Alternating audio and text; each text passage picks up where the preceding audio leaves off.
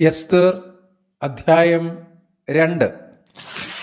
അതിന്റെ ശേഷം അഹശ്വേരോശ് രാജാവിന്റെ ക്രോധം ശമിച്ചപ്പോൾ അവൻ വസ്തിയെയും അവൾ ചെയ്തതിനെയും അവളെക്കുറിച്ച് കൽപ്പിച്ച വിധിയെയും ഓർത്തു.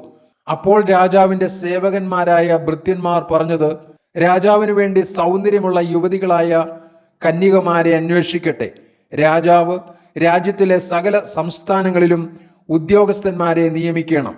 അവർ സൗന്ദര്യമുള്ള യുവതികളായ സകല കന്യകമാരെയും ശേഖരിച്ച് ശൂഷൻ രാജധാനിയിലെ അന്തപുരത്തിൽ രാജാവിന്റെ ഷണ്ഡനായി അന്തപുര പാലകനായ ഹേഗായിയുടെ വിചാരണയിൽ ഏൽപ്പിക്കുകയും അവർക്ക് ശുദ്ധീകരണത്തിനു വേണ്ടുന്ന വസ്തുക്കൾ കൊടുക്കുകയും ചെയ്യട്ടെ. രാജാവിന് ബോധിച്ച യുവതി വസ്തിക്ക് പകരം രാജ്ഞിയായിരിക്കട്ടെ. ഈ കാര്യം രാജാവിന് ബോധിച്ചു. അവൻ അങ്ങനെ തന്നെ ചെയ്തു. എന്നാൽ ശൂഷൻ രാജധാനിയിൽ ബെന്യാമീന്യനായ കീശിന്റെ മകനായ ശിമയുടെ മകനായ യായീരിന്റെ മകൻ മൊർദെഖായി എന്നു പേരുള്ള ഒരു യഹൂദനുണ്ടായിരുന്നു. ബാബേൽ രാജാവായ നെബൂഖദ്നേസർ പിടിച്ചുകൊണ്ടുപോയ യഹൂദ രാജാവായ യെക്കൊന്യാവോടുകൂടെ കൊണ്ടുപോയിരുന്ന പ്രവാസികളുടെ കൂട്ടത്തിൽ അവനെയും യെരുശലേമിൽ നിന്ന് കൊണ്ടുപോയിരുന്നു. അവൻ തന്റെ ചിറ്റപ്പന്റെ മകളായ എസ്തേർ എന്ന ഹദസ്സയ്ക്ക് അമ്മയപ്പന്മാർ ഇല്ലായകൊണ്ട് അവളെ വളർത്തിയിരുന്നു. ഈ യുവതി രൂപവതിയും സുമുഖിയുമായിരുന്നു. അവളുടെ അപ്പനും അമ്മയും മരിച്ച ശേഷം മൊർദെഖായി അവളെ തനിക്ക് മകളായിട്ടെടുത്തു.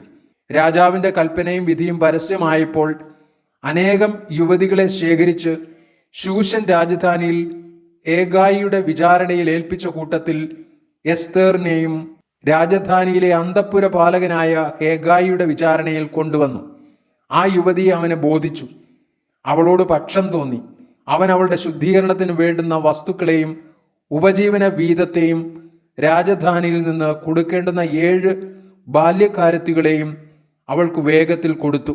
അവളെയും അവളുടെ ബാല്യക്കാരത്തികളെയും അന്തപുരത്തിലെ ഉത്തമമായ സ്ഥലത്താക്കി. എസ്തേർ തന്റെ ജാതിയും കുലവും അറിയിച്ചില്ല. അത് അറിയിക്കരുതേ എന്ന് മൊർദെഖായി അവളോട് കൽപ്പിച്ചിരുന്നു. എന്നാൽ എസ്തേറിന്റെ സുഖവർത്തമാനവും അവൾക്ക് എന്തെല്ലാം ആകുമെന്നുള്ളതും അറിയേണ്ടതിന് മൊർദെഖായി ദിവസം പ്രതി അന്തപുരത്തിന്റെ മുറ്റത്തിനു മുമ്പാകെ നടന്നുകൊണ്ടിരുന്നു. ഓരോ യുവതിക്ക് 12 മാസം സ്ത്രീജനത്തിനു വേണ്ടിയുള്ള നിയമപ്രകാരം ചെയ്തു കഴിഞ്ഞ ശേഷം 6 മാസം മൂർതൈലവും 6 മാസം സുഗന്ധവർഗവും സ്ത്രീകൾക്ക് ശുദ്ധീകരണത്തിനു വേണ്ടിയുള്ള മറ്റു വസ്തുക്കളും കൊണ്ട് അവരുടെ ശുദ്ധീകരണകാലം തികയും. ഓരോരുത്തിക്ക് അഹശ്വേരോശ് രാജാവിന്റെ സന്നിധിയിൽ ചെല്ലുവാൻ മുറ വരുമ്പോൾ ഓരോ യുവതി രാജസന്നിധിയിൽ ചെല്ലും. അന്തപുരത്തിൽ നിന്ന് രാജധാനിയോളം തന്നോടുകൂടെ കൊണ്ടുപോകേണ്ടതിന് അവൾ ചോദിക്കുന്ന സകലവും അവൾക്ക് കൊടുക്കും. സന്ധ്യാസമയത്ത് അവൾ ചെല്ലുകയും പ്രഭാതകാലത്ത് രാജാവിന്റെ ഷണ്ഡനായി വെപ്പാട്ടികളുടെ പാലകനായ ശയസ്ഗസിന്റെ വിചാരണയിലുള്ള 2ാമത്തെ അന്തപുരത്തിലേക്ക് മടങ്ങിപ്പോകുകയും ചെയ്യും. രാജാവിന് അവളോട് ഇഷ്ടം തോന്നിയിട്ട് അവളെ പേർ പറഞ്ഞ് വിളിച്ചല്ലാതെ പിന്നെ അവൾക്ക് രാജസന്നിധിയിൽ ചെന്നുകൂടാ.